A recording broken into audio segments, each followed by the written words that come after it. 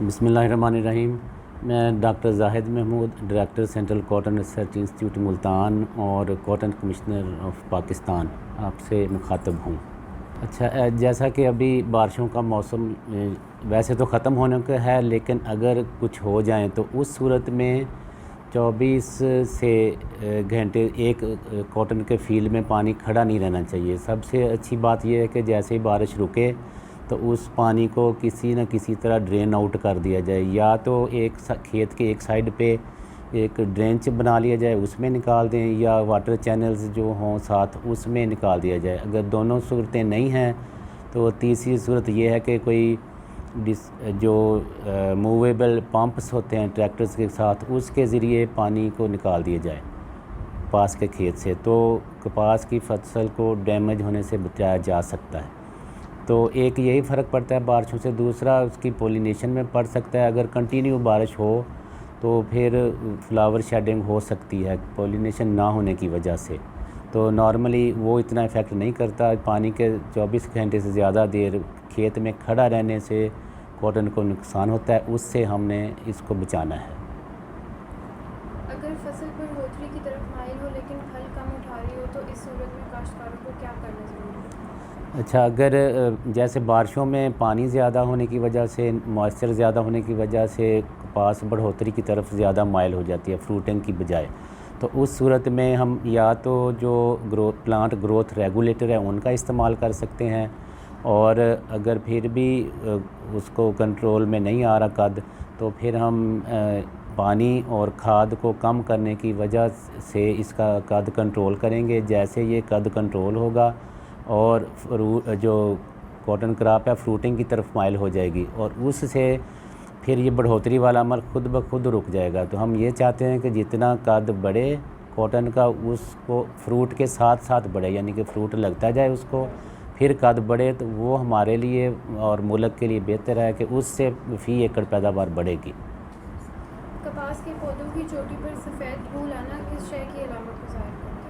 तो जब चोटी पर फूल आ जाए या सुबह के वक़्त पौधे मुरझाए हुए हों, तो ये पानी की कमी की निशानी है। उस सूरत में हमें क्रॉप को पानी अच्छे यानी कि वक्फे के साथ देना चाहिए, यानी कि ये नहीं कि उसको हम बिल्कुल फ्लड कर दिया जाए, लेकिन ये पानी की कमी की निशानी है। उसको मुनासिब वक्फे के साथ हम पानी देते रहें। जब फ्रूट लगा हुआ हो तो कॉटन को पानी की रिक्वायरमेंट, पानी की और खाद की दोनों की रिक्वायरमेंट बढ़ जाती है। उस सूरत में जब फ्रूट लगा हुआ तो हमें चाहिए खाद और पानी का ख़ास तौर पर ख्याल रखें, और इसकी कमी नहीं आनी चाहिए, तो फिर ही हम अच्छी पैदावार ले सकते हैं।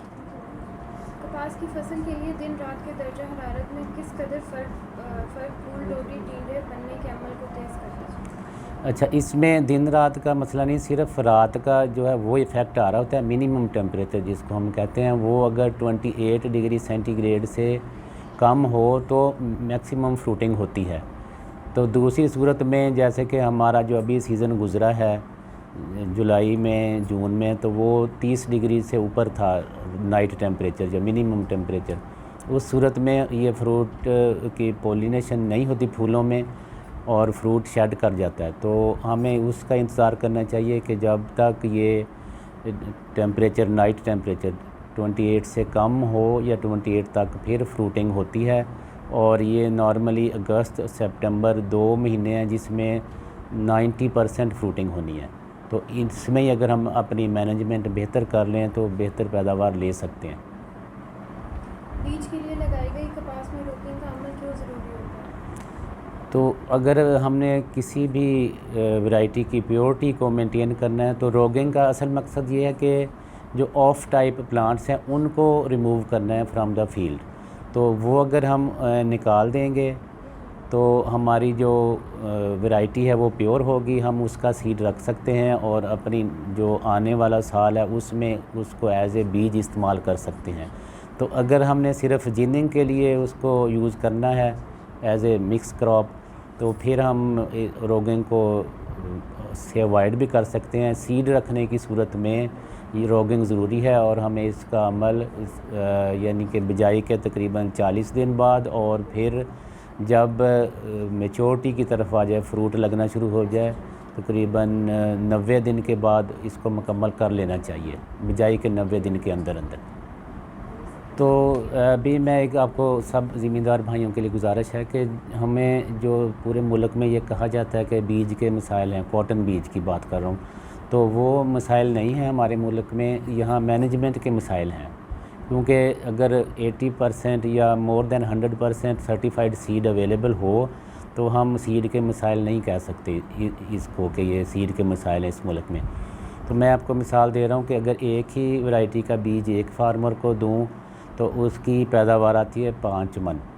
अगर वही सीड एक दूसरा फार्मर लेता है तो उसकी आती है 50 मन। तो ये मैनेजमेंट का डिफरेंस है, जो 45 मन का डिफरेंस आ रहा है, ये मैनेजमेंट का। अगर हम बेहतर मैनेजमेंट करें तो जो बीज हमारे पास हैं इनसे ही बेहतर पैदावार ले सकते हैं। मसलन बेहतर मैनेजमेंट का क्या है कि वक्त पर हम इसकी बिजाई करें और वक्त पे ही हमने इनको चीज़ें मुहैया करनी है, यानी इनपुट्स देनी है।